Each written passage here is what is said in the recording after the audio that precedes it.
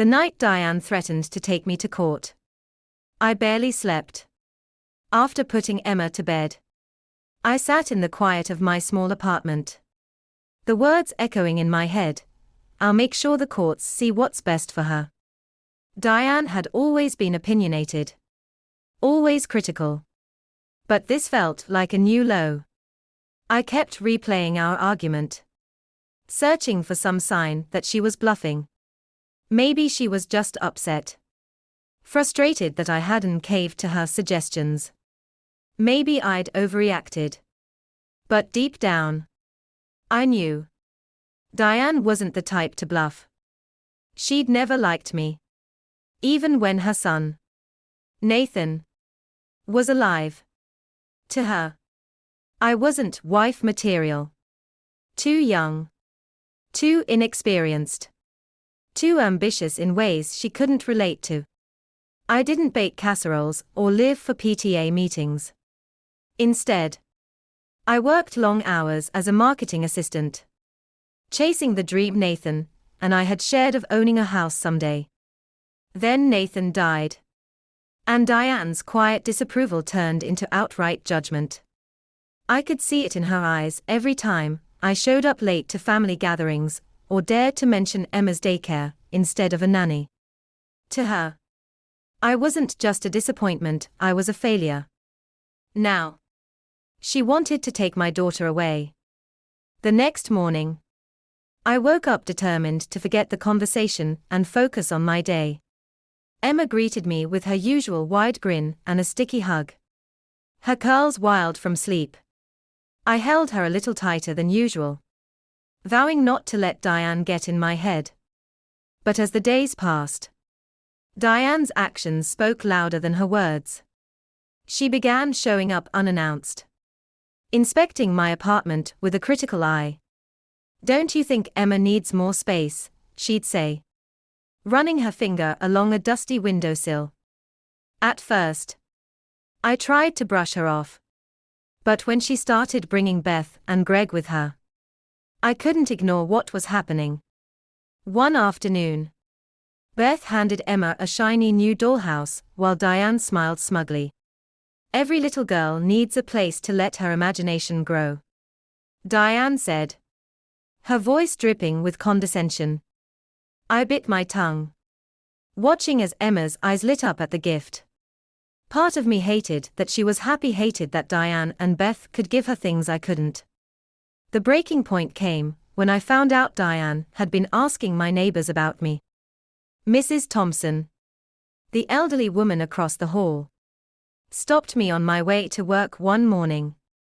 "Your mother-in-law was asking if I'd ever seen you leave Emma home alone," she said, her voice kind but concerned. "I told her you'd never do such a thing. But I thought you should know." My hands shook as I unlocked my car. That night, I called a lawyer. Hiring a lawyer felt like admitting defeat. But I didn't see another option. Diane's insinuations were escalating, and I couldn't risk her turning her lies into something the courts might believe. "Do you have any proof she's contacted Child Protective Services?" my lawyer, Megan, asked during our first meeting. I shook my head, embarrassed. "No, but I wouldn't put it past her." Megan nodded, scribbling notes. "We'll start by documenting everything. Every visit. Every comment. Every interaction. If she's serious about taking you to court, we'll be ready." The next few weeks were a blur of tension and paranoia. Diane's visits became more frequent, each one more invasive than the last. Once, she opened my fridge and frowned at its contents. "Frozen dinners again," she said, loud enough for Beth to hear. Beth, to her credit, seemed uncomfortable with the whole situation. "We're just here to help. You know," she said softly. But her eyes avoided mine. Greg, on the other hand, leaned into the role Diane had cast for him. "Kids need strong male role models," he said during one visit. his voice patronizing. I clenched my fists, biting back a retort. Then came the day CPS knocked on my door.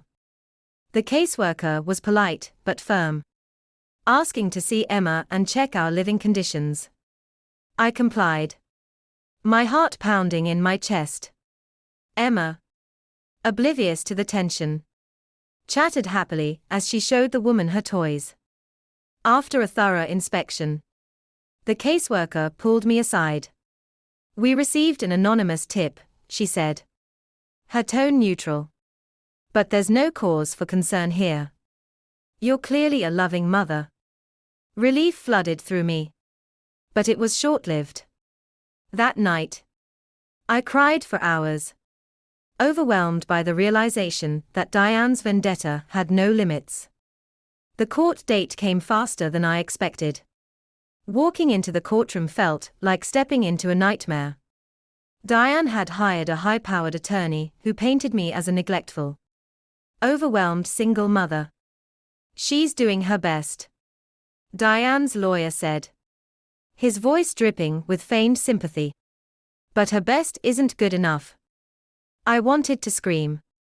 Instead, I clung to Megan's advice: stay calm, stay factual, and focus on Emma. During my testimony, I spoke about my love for Emma and the sacrifices I'd made to give her a stable life. I shared stories of our daily routines, from bedtime stories to weekend trips to the park. When Diane took the stand, her mask of concern slipped. Her true motives became clear as she spoke about Beth and Greg's right to parenthood. They deserve the chance to raise a child, she said, her voice trembling with emotion. By the time closing arguments were made, I felt drained but resolute. Whatever the outcome, I knew I'd done everything I could to fight for my daughter. The judge's decision came a week later. While the petitioner's concerns are noted, there is no evidence to suggest that the respondent is unfit to parent. Custody will remain with the child's mother. The words hit me like a tidal wave. Tears streamed down my face as I hugged Emma, who had no idea what had just happened. Diane left the courtroom without a word, her face pale with anger. Beth and Greg lingered, looking conflicted. But they didn't approach me. In the weeks that followed, I worked to rebuild the pieces of my life that Diane had tried to shatter. My parents, once distant due to Diane's meddling, became a source of support. I started therapy to process the trauma and strengthen my confidence as a mother. Emma and I found peace in the little things: morning cuddles, trips to the library, and quiet evenings with her favorite movies. One afternoon, as we sat on a park bench watching the sunset, Emma turned to me and said, "Mommy, I love you so much." I smiled, holding her close. For the first time in months, I felt like everything was going to be okay. Because no matter what Diane had tried to take from me, she could never take away the bond one had with my daughter. And that was all that mattered. Winning custody of Emma felt like stepping out of a war zone. I had fought hard and emerged victorious. But the scars, emotional and otherwise, remained. Diane might have lost in court, but I knew her vendetta was far from over. The first sign came a week after the ruling, when a letter arrived in my mailbox. It wasn't handwritten, nor did it bear Diane's name.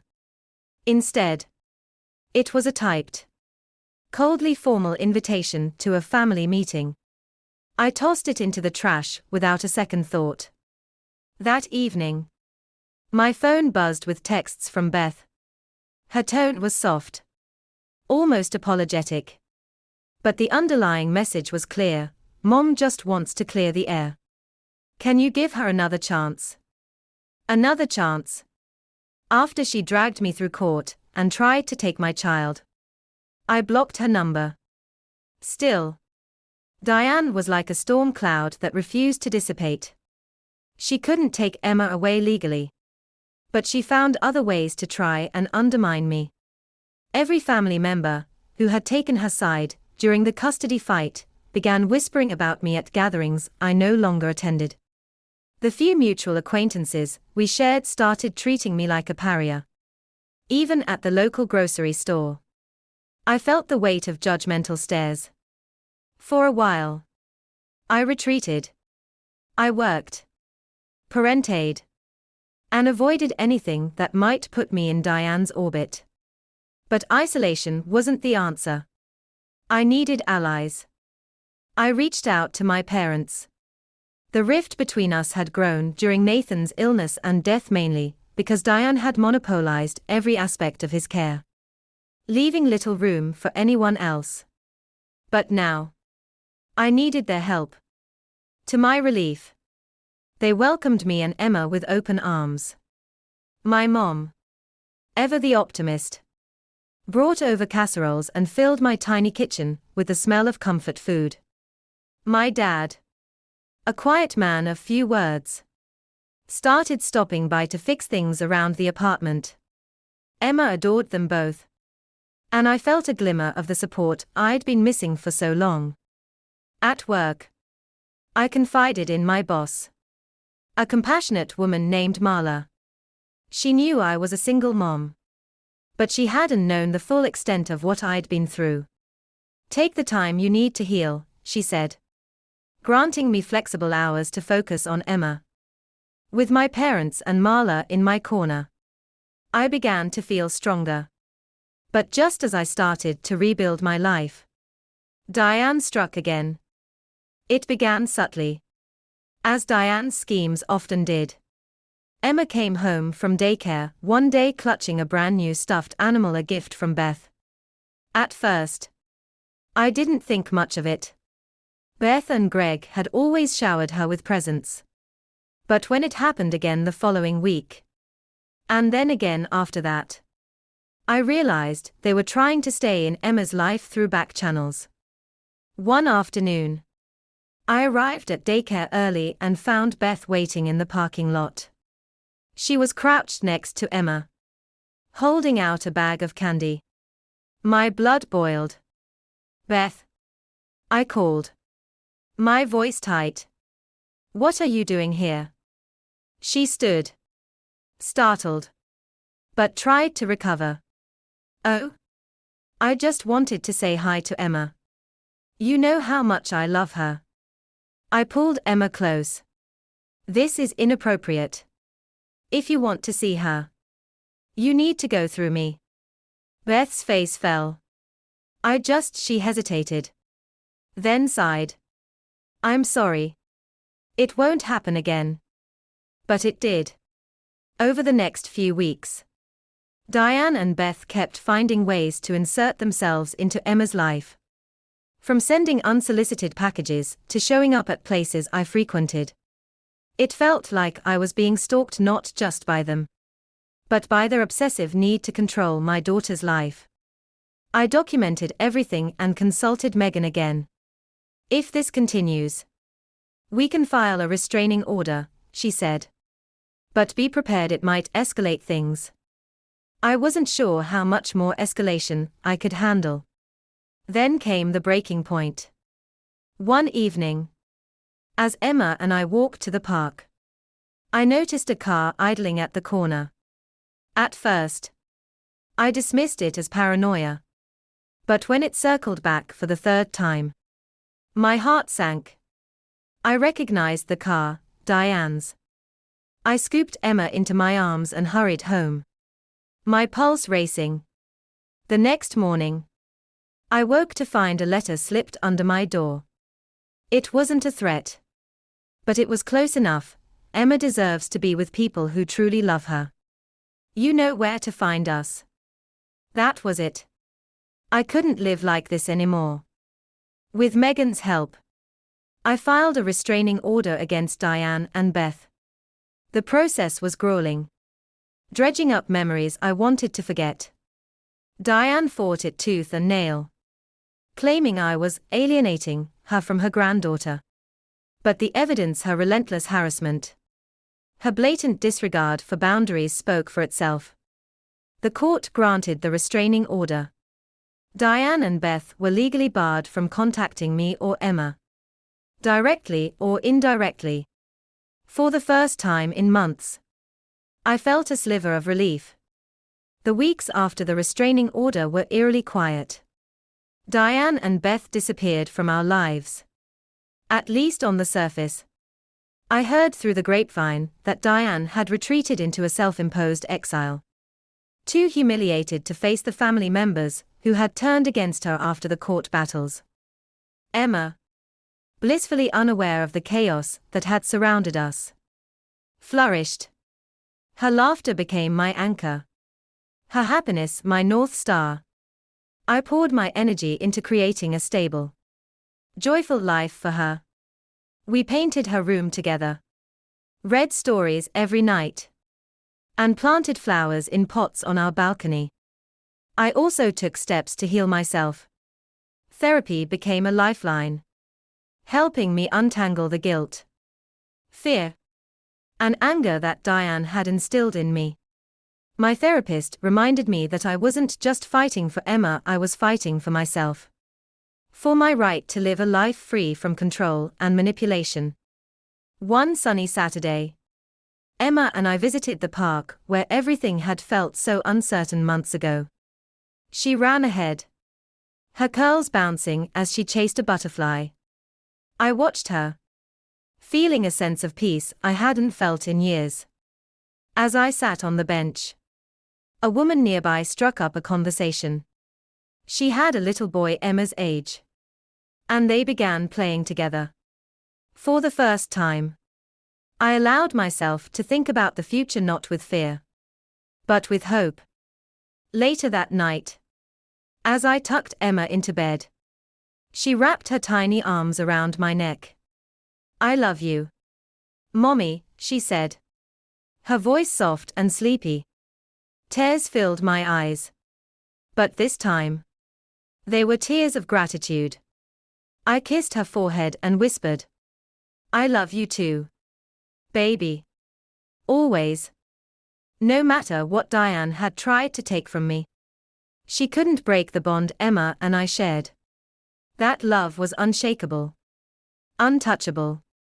And as I closed the door to Emma's room, I felt something I hadn't felt in a long time: freedom. The days after the restraining order marked the beginning of a new chapter in my life. It wasn't an instant transformation. Healing from months of relentless emotional attacks was a slow, uneven process. But for the first time in what felt like forever, I could breathe without looking over my shoulder. My nights, once filled with restless worry, became peaceful. Emma, oblivious to the storm that had surrounded us, continued to thrive. Her laughter was the melody that pulled me forward, and every smile from her felt like proof that I'd made it through the worst. I found solace in small victories. The way she hugged me tight after daycare pickups. The scribbled drawings she proudly displayed on our fridge. The quiet evenings we spent reading, her head resting against my shoulder. Each moment reminded me that I wasn't just surviving, I was building something beautiful. But the ordeal had left me shaken in ways I couldn't ignore. Diane's voice still echoed in my mind at times, planting seeds of doubt. Am I really doing enough for Emma? The guilt clung to me like a shadow, and it took time and therapy to start unraveling it. With Diane and Beth gone from our lives, I focused on rebuilding relationships with people who truly supported me. My parents, once kept at arm's length by my pride and Diane's influence, became central figures in our lives. They fell into grandparenthood with gusto, filling Emma's world with love and stability. My mom was a natural at easing my anxieties. "You're doing great, honey," she'd say as she folded laundry or cooked dinner in my small kitchen. "Emma's happy, and that's what matters." Even my dad, a man of few words, found ways to show his support. He fixed the wobbly dining table Diane had once mocked and hung shelves in Emma's room for her growing collection of books and toys. Watching him teach Emma how to use a tiny watering can for our balcony plants warmed my heart. Outside of family, I leaned on friends and co-workers more than I ever had before. Marla, my boss, encouraged me to share my story during a team lunch one day. "You've been through so much. And look at you now," she said, raising her glass. "You're an inspiration." I wasn't sure about that. But her words planted a seed. For the first time, I considered that maybe I wasn't just a victim of Diane's manipulations. Maybe I was stronger than I gave myself credit for. Months passed, and life settled into a steady rhythm. Emma started preschool, and I juggled work and parenting with a growing sense of confidence.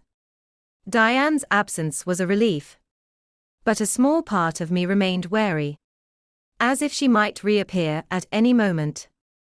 One crisp autumn morning, as Emma and I strolled through the local farmer's market, I spotted Beth.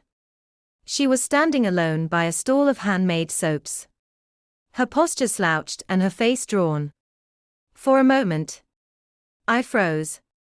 The urge to walk away was strong, but something held me back. Beth looked up and met my gaze. She hesitated, then approached cautiously. "Hi," she said, her voice barely above a whisper. I braced myself for an awkward encounter or worse. An argument, but to my surprise, she simply said, "I'm sorry." The words hung in the air between us, heavy with unspoken meaning. "For everything," she added, her eyes welling with tears. "For what we put you through." I didn't realize how much Diane was manipulating all of us until it was too late. I didn't know what to say. Forgiveness wasn't something I could offer on the spot. But I nodded, acknowledging her words. "I appreciate you saying that," I said finally. Beth didn't linger. She gave a small, sad smile and walked away, leaving me with a mix of emotions I couldn't immediately sort through. But later, as I watched Emma chase leaves in the park, I realized something. I didn't feel angry anymore. Beth's apology wasn't enough to erase the pain, but it was a small crack in the wall I'd built around my heart. As the seasons changed, so did I. The fear and anger that had once consumed me slowly gave way to something softer, acceptance. I couldn't change the past, but I could shape the future. And for Emma's sake, that's exactly what I intended to do. I started volunteering at her preschool, helping with art projects and reading stories during circle time.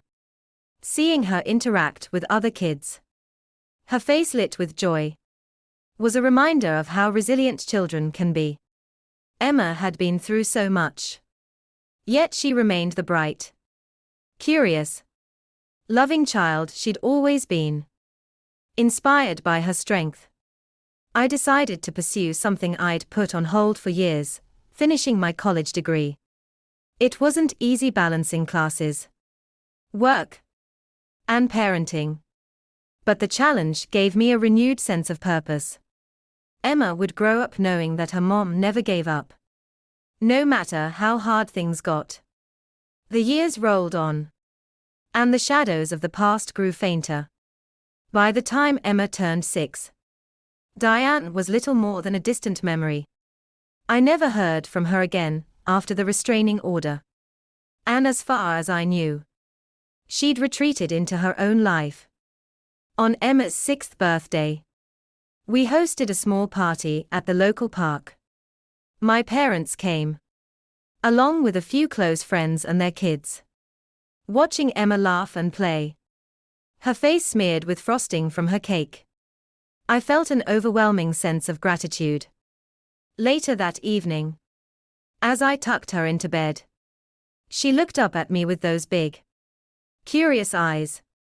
Mommy, she said. Her voice soft. Are you happy? The question caught me off guard. But I didn't have to think long. Yes. Sweetheart, I said, brushing a curl from her forehead. I'm the happiest I've ever been. Because I was. The battle for Emma had tested me in ways I never could have imagined. But it had also shown me the depth of my own strength, and the power of a mother's love. We'd come out of the storm together. Stronger than ever. As I kissed her goodnight and turned off the light, I felt a quiet certainty settle over me. No matter what challenges lay ahead, I knew we'd face them together.